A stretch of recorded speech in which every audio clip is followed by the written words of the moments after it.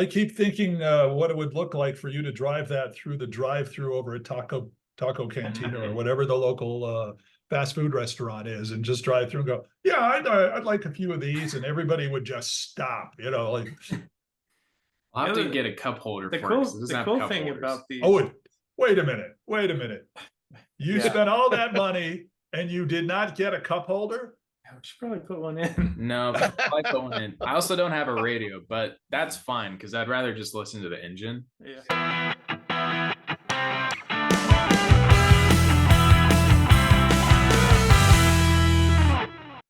Hey everybody, welcome again to our Two Tired Guys production Zoom studios for yet another brand new Talking About Cars episode where everybody has a car story. I'm Randy Cardoon. That's me. I could show you my ID, but maybe I won't.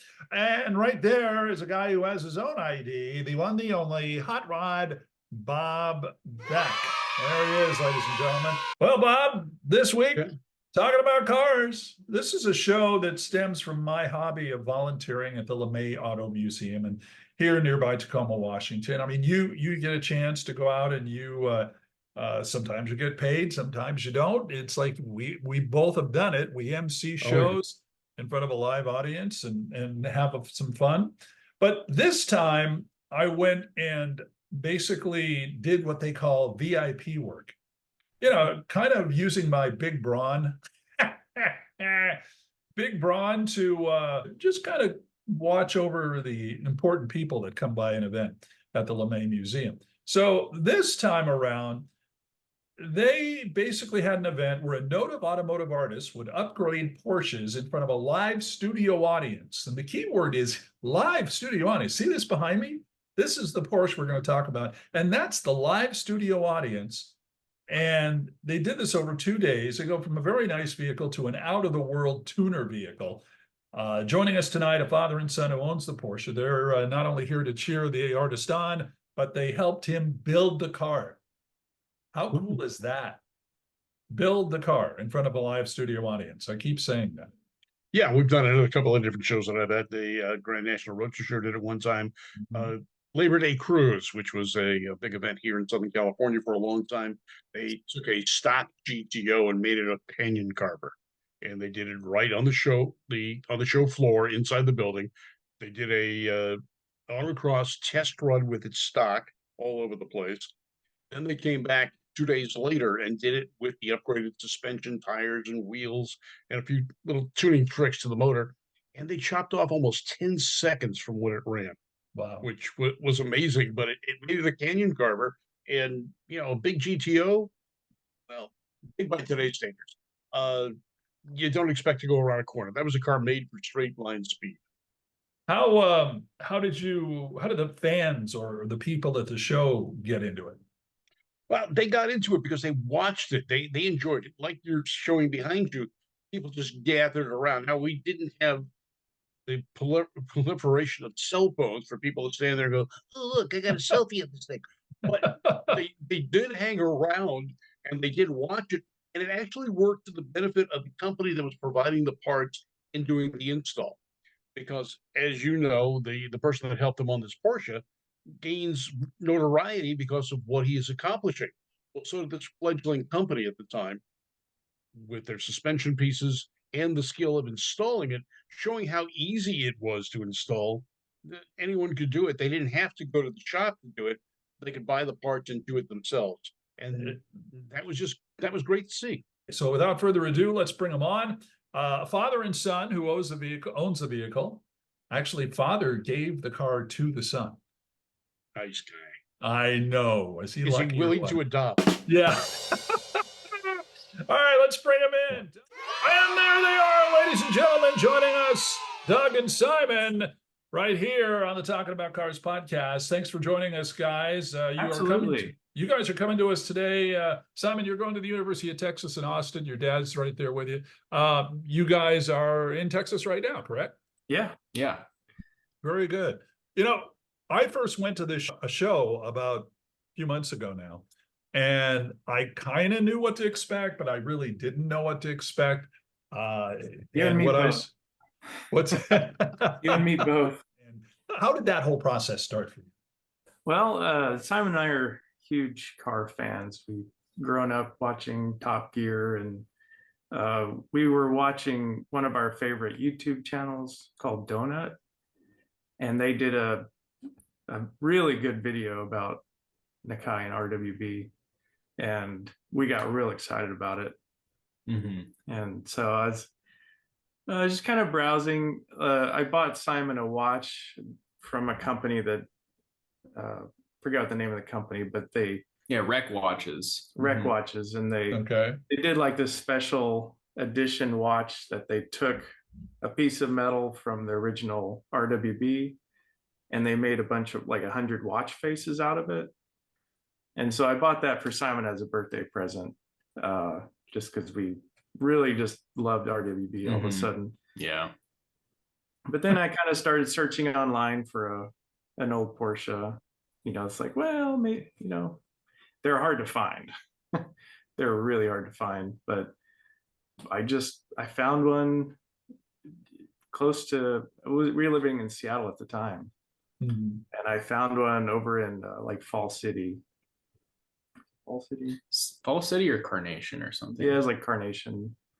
And it was just in this shop where they sold cars, but they did custom stuff, and it was just kind of stuck in the back, a bunch of parts on top of it, and real dirty.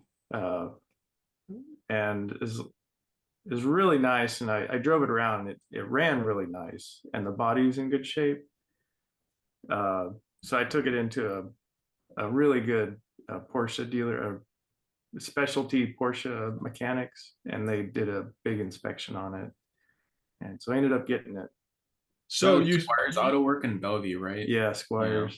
Yeah. You said that it's a little difficult to find a Porsche.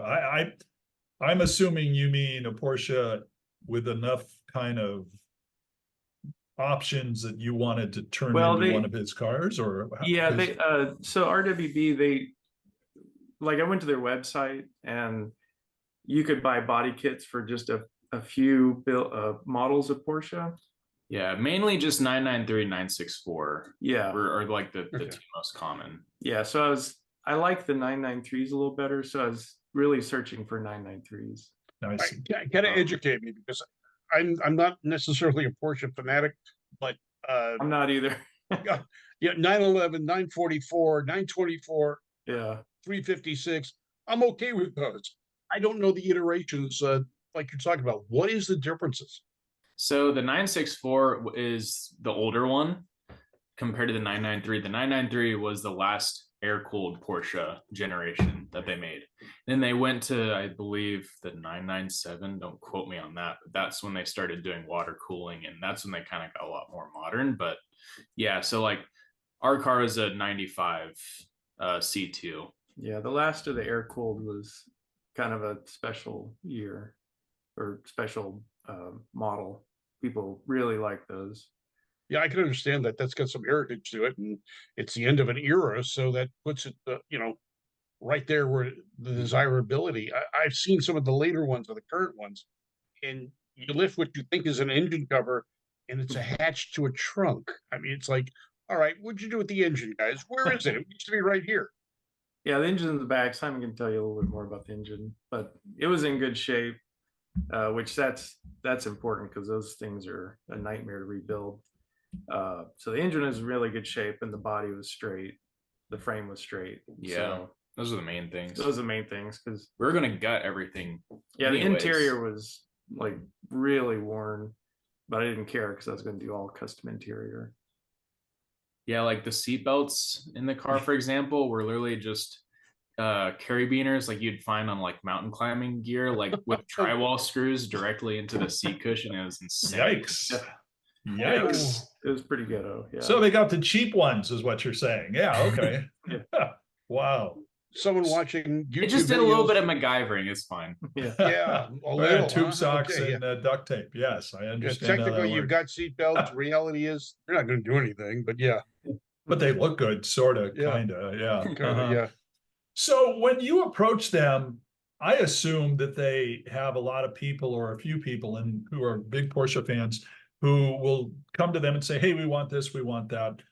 what does it take to actually get the boss, Nakai, to actually work on your car? I mean, The first step is you buy a body kit, and you can buy it right from the RWB website. So you buy the body kit, and the body kit basically the price of him flying to you is included in the body kit. Oh, So it's pretty pricey, but then you just get in line and wait. And it was right during COVID. Japan was like really shut down harder than most countries. So we just waited and waited, and we didn't know when it would happen. Like, it could be in 2 months, it could be in 2 years. So I was scrambling to try to get all the work done on the car, because I had it repainted and a custom interior, and it needed brakes and suspension and everything. So there's a huge list of things to do, and I'm just kind of frantically trying to get everything done. So we had no idea because I had no idea when they'd show up. Yeah. And the communication was not the best. So it was pretty stressful during that time. What year did you guys start doing this, starting the process? Is it 2019, 2020? It's like early 19, I think I got on the list. And did they tell you how many were ahead of you? No, there wasn't a lot of communication. Oh. So that was like that was the most stressful. That was the most stressful part, because they couldn't tell you. They would give you a date, like, okay, we're going to try to get you in July 21, and then that would kind of come and go, and he's like, it's still shut down. Yeah. So Northwest Crafted is the ones that did the interior. The interior turned out really good. Now, did they do that for you, or is that an interior that he works with, a company? No, that's I went to them directly. Okay. And I picked out everything, and I had all the colors and patterns and stuff.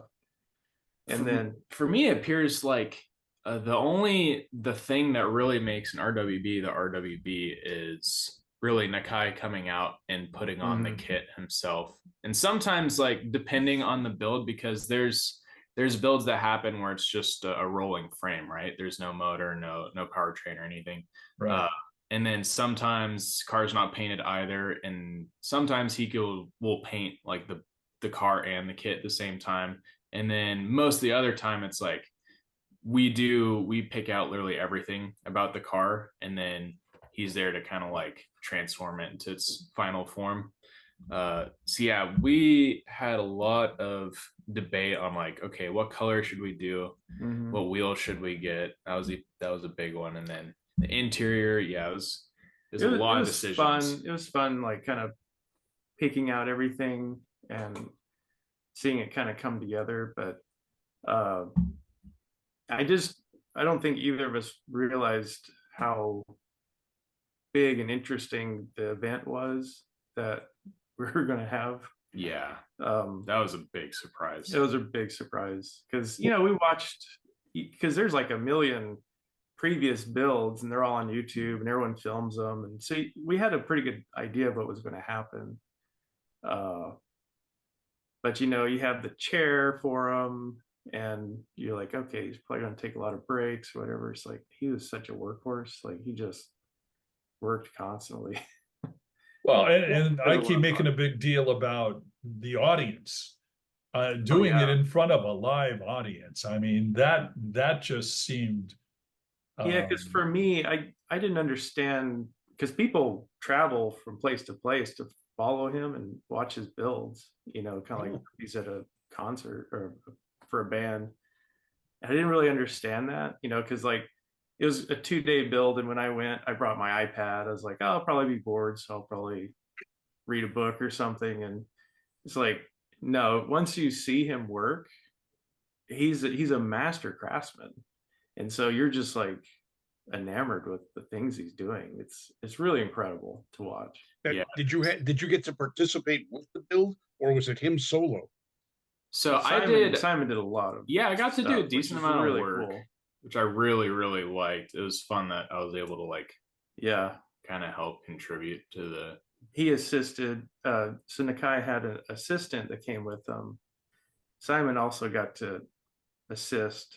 And then what was the other man's name? Oh, Was that Newton. Newt? Yeah, Newton. Newton. Yeah. Yeah. He was incredibly helpful, and he's an RWB owner that just goes around and helps for fun. And he's like, he was so helpful.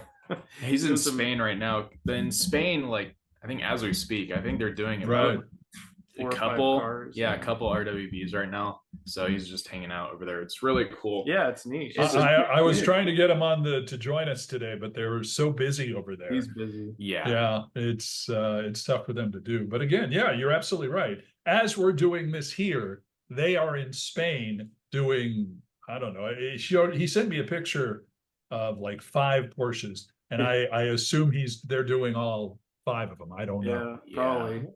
What does the kit include? Obviously, it's extensive because it's a lot of pieces. Yeah. Is there a menu too? I mean, when you try and figure out, okay, they'll send you this, okay, we need to do this, this, or if you don't want to do that, is that how that works? They have, like when you order the body kit, there's a few options. There's not a lot of options, but you pick the style. There's like street style and kind of racing. Mm-hmm. So we got the street style, and then you can kind of pick if you want the GT2 wing or so I picked the big obnoxious wing that I love. So it seats 3 for snacks later. Yeah. Yeah, drive-throughs. Yeah, that's the best drive-through car now. Yeah, so you have a few options, and then they send you the body kit ahead of time, so you have time to paint it. Because I painted the car and the body kit at the same time, and the body kit was extensive, way more pieces than I was expecting. So had everything painted all at once, which was nice. Transporting the body kit around, that was super stressful once everything got painted, because like I didn't want anything. I actually had a minivan at the time. Thank God I did, because that made life so easy. Transporting, it could have been way worse, but it literally took up my entire garage floor because I didn't want them like rubbing against each other. I had like a bunch of cushions and blankets and pillows out to like make sure they're all like supported, not like getting scratched on the floor. So it was kind of it was logistically challenging, just kind of trying to find a space to store the kit until it was time for the build. Yeah, and then once we had everything kind of ready with the car, the paint, and the interior and everything, we still had to wait like a year and a half, maybe. Yeah, something like that. Yeah. Wow. So we had it all ready for kind of like, it'll be this date, and then it kind of slipped, it'd be this date. And then we finally say, okay, he's going to be there March, very, very beginning of March this year. And so, we actually had the car in storage in Seattle. Mm-hmm. We had moved to Texas during this time, but we didn't want to bring the car down to Texas to kind of screw up our place in line or anything like that. So it's like, well, we'll just leave it in Seattle. And because we had the museum, we talked to Gabriel, and they wanted to host it, and that was incredible. So it's like, okay, well, we'll just leave it in storage in Seattle and go back up when it's ready.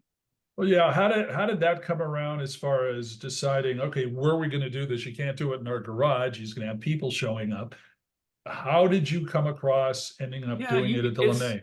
It's kind of cool because you can do it in your own garage. You can just do it in your garage if you just want you and your friends to hang out and watch. I think most people with their builds, it's way more of a private kind of experience. I feel like ours might have been one of the most public ones that he's done. Yeah, because he had 1,000 people show up. Yeah. Over 2 days, yeah. Yeah, like it seems like, at least from the pictures and things that I've seen, it seems like a lot of it's mostly done in shops.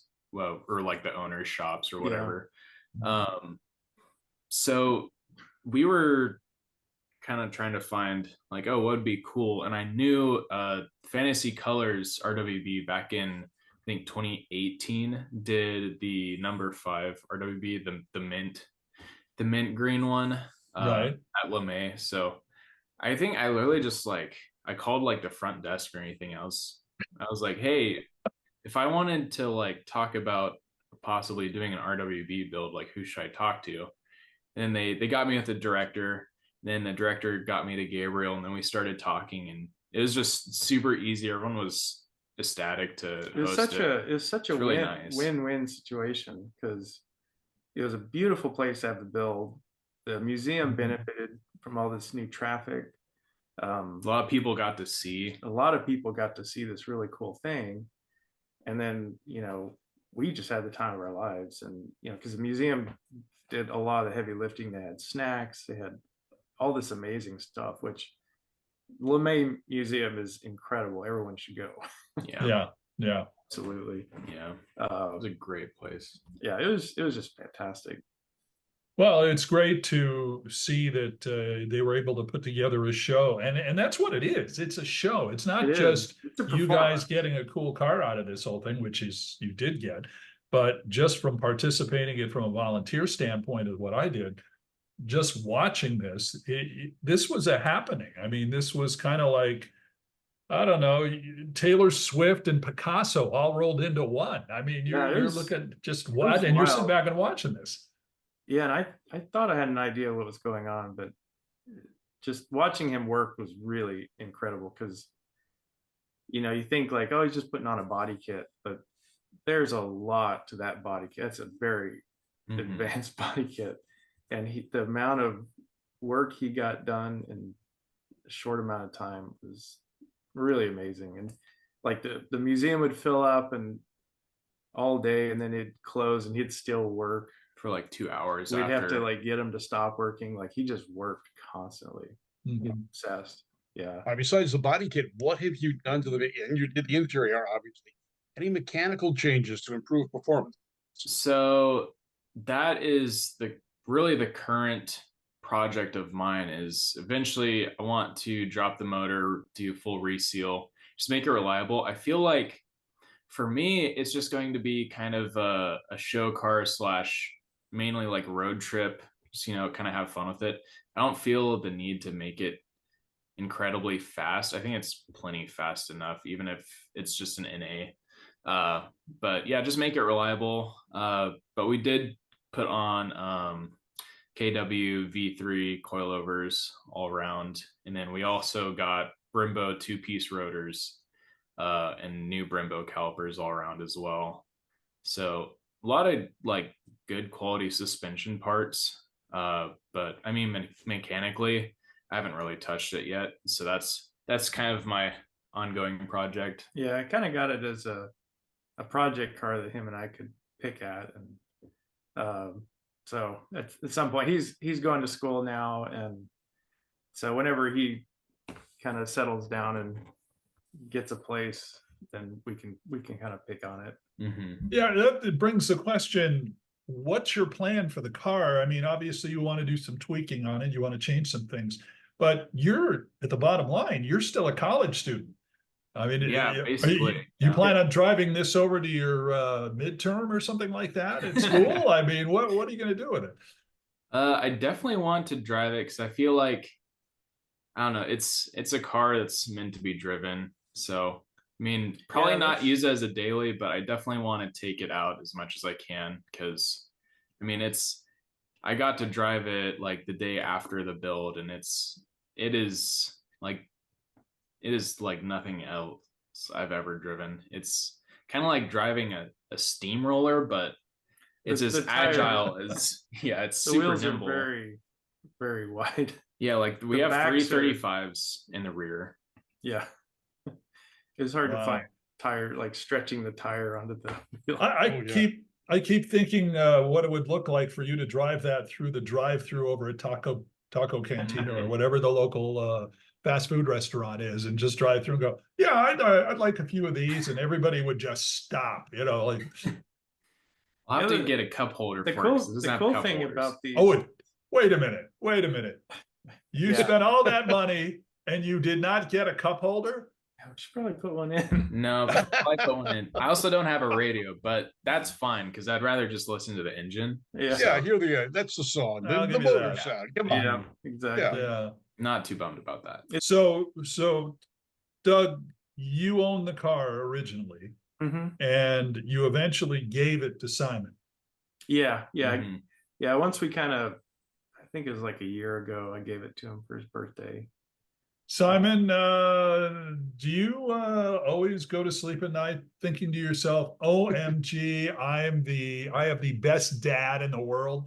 I sure do. Yeah, it still doesn't feel real. It still feels like a dream Yeah. every day. He's a really good kid. He's not a like I spoil him, but he's What are you studying down in Texas? Music production. I used to be a mechanic for about 4 years. So I worked at, a few mom and pop shops, and then I worked at Hyundai for a few years, and then like just for a little bit, I worked on like kind of more like exotic cars for a bit. And I do love working on cars. I think it's really fun. I think the automotive industry right now is it's kind of rough. It's being a mechanic. Like it's easy to get a job as a mechanic, but none of them make the doing warranty work and stuff like that is the really labor rough. rates. Yeah, The flat rate times. Yeah. It's just an uphill battle, and it has. And for the 4 years I was working, it never got better. It always got worse. And it was like, yeah, I could go on forever about that. But anyways, it's not really like my true passion. My true passion's with making music. So I'm just gonna try it out and see what happens, and I can always go back to working on cars if I want to. Well, that's a different thing, we've seen in the past. Usually it's the big time bands that make the money and get the cars. You're doing it the other way around. So I'm working backwards. yeah. That could Innovation. What the heck? I mean, that works. And Simon, I remember looking at the video, and I shot some of it on my phone, but the last moment of the build is the part where Nakai puts that decal on the top of your windshield. Yeah, the banner. Yeah, talk about that, because in a way it was like, again, talking about the audience, and everybody was on the edge of their seats. It was like the climax of a movie. Everybody was there, and the minute it was done, you guys were. Talk a little bit about that. Yeah, it's kind of like, as soon as I shook his hand, it's kind of like time stood still. It was really cool. Yeah, it's surreal. And one of the photographers, Beck, I have it on my Instagram, but he got like the perfect shot of Nakai and I shaking hands, like right when that was finished. It's a fantastic photo. That was such a cool feeling. Words can't describe it. Yeah, it was really cool seeing the audience participation. Like they were so into it. It wasn't just a passing thing. Like, oh, this is cool. Like, that was. I mean, they were nice. clapping and cheering, and like Nakai would like.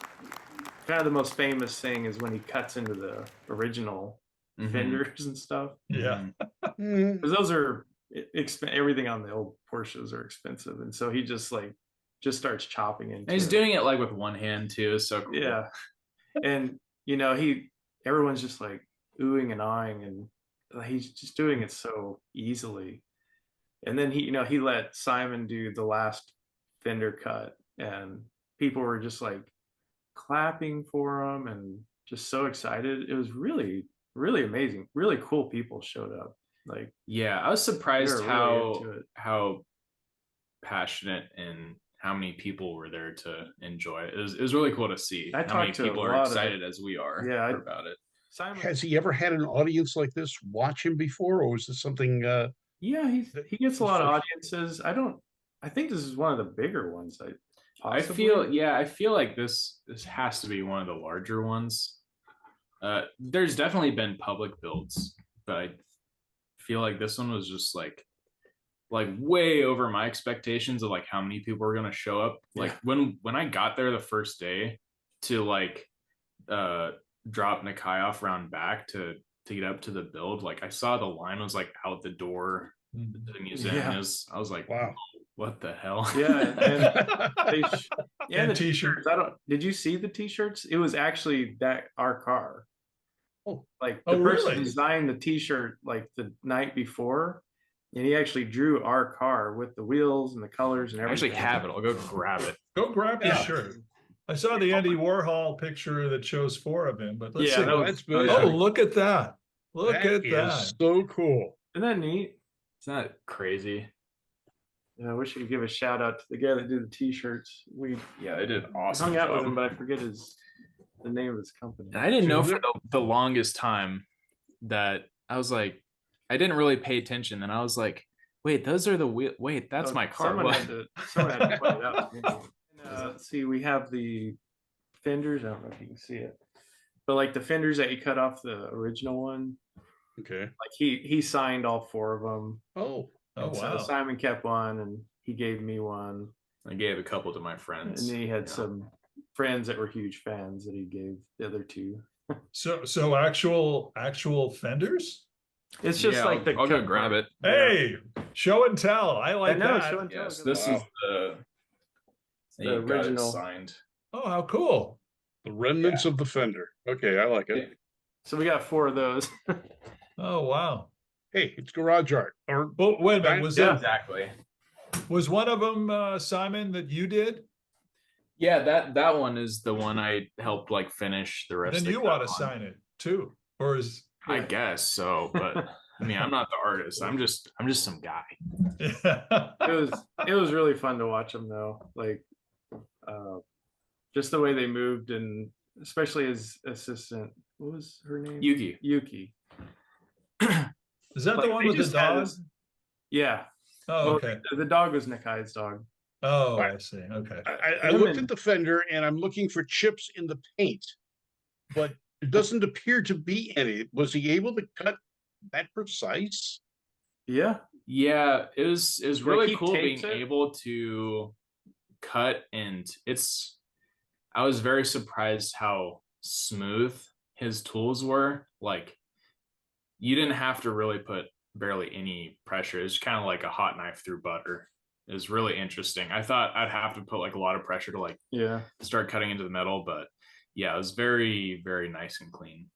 I'm curious before you did it and he handed you the saw. No pressure there. I mean, Yeah, the right? last thing Yeah, you wanted this to do is huge go, crowd. oops. Yeah. Yeah. Because Oops. he doesn't talk a lot. He doesn't give a lot of direction. Okay. I mean, Nakai is the nicest guy in the world, and he was super.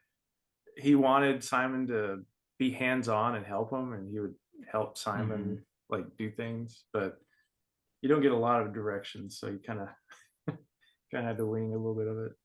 Yeah, it was I think honestly one of my favorite parts of the whole thing was just being able to get to know Nakai on a more personal level, because like honestly before the build I had no idea what to expect. I didn't because I didn't know if he was going to be like a perfectionist and everything had to be like just right, or we couldn't be able to do the build, or just like what to expect. So I was super, super nervous. Oh, tell him about the missing parts. Oh yeah. And That's a good story. so I found out that yeah, he's like the most chill person I've ever met. Yeah. Just the nicest guy. Like, I thought I had a bunch of pieces missing for the build the night before the first day.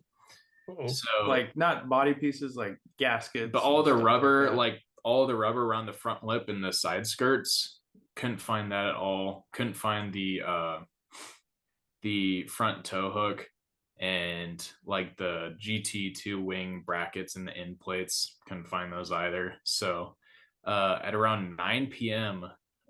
He's like, okay, let's go to Home Depot.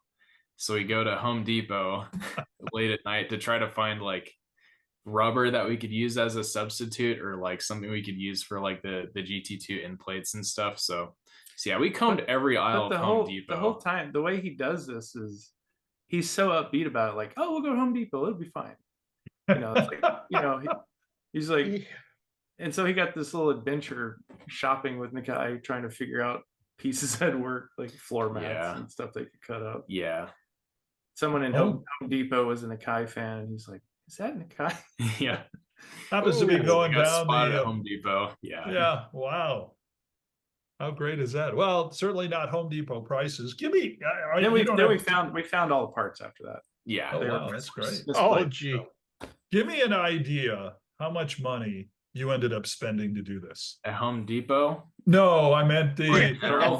probably a lot less at Home Depot than you did. But as far as Doug, what If Randy and I would idea? like to do this, what, Yeah, we want to do how that bad to are we gonna Bob's kill old our Ford bank account? We want to Yeah. know if we can do it to this old Ford Falcon. But really, all you have to buy, other than the car, is you need the body kit. And the body kit, I want to say, when I did it, the prices might be different now. I want to say it was around 25 to 26,000. Okay. And then, like that includes all of his airfare and everything. And yeah, then the car, but you don't even have to have the car running, like Simon said. Yeah, it just could be a rolling frame, original interior, original everything. Yeah, so you could just get those two things, have him come do it, and then you can kind of fix it up over however And the long. material, the parts are made of fiberglass. Yeah, ABS? fiberglass. Yeah. Fiberglass. Okay. And how much do you think how much more do you think the car is worth now than it was I when don't you know. started? I see them go for sale anywhere from the low 200s to upper 300s. Yeah, I think it depends Wow. on Yeah, I mean it's How- art for me, priceless, because like I don't want to sell it ever. yeah. And that's the thing, like people that get them and go through the experience, like you don't want to sell it after the experience. Like it's really cool. Very cool. So we've already found out what, Doug, you had in your garage. Simon, what are you driving as a regular car? So right now I'm just using his he has like a Honda Civic, so I'm just using that as a daily right now while I'm trying out Austin. I used to have a 2015 Mustang GT Yeah, that was nice. that I did a bunch of kind of like nice and easy upgrades to. Like I got it tuned from Roush, intake, Okay. exhaust, front strut tower brace, springs, just kind of fun stuff like that. Yeah, sold it for being able to do RWB stuff, and I think it's very worthy. It was a worthy sacrifice for sure. Oh yeah, especially the numbers we're talking about here. So that's really great stuff. You guys have put together quite a vehicle there, and continued success, and of course become famous. And then we'll say, "Hey, remember him? He was on Talking About Cars." It's on our See, phone. Win, Yeah. yeah. So that's great. All right, guys, I appreciate you coming by. Don't forget, everybody. Thanks so much. Follow Yeah, us on thank you. social media on Facebook, Twitter, and Instagram. That is Doug and Simon in Texas. Hot Rod Bob is in California, of course. I'm here in our studios in Washington State, having fun, talking about cars. That'll do it from here. Everybody, see you next time on Talking About Cars. So long. Thanks. Thanks, guys.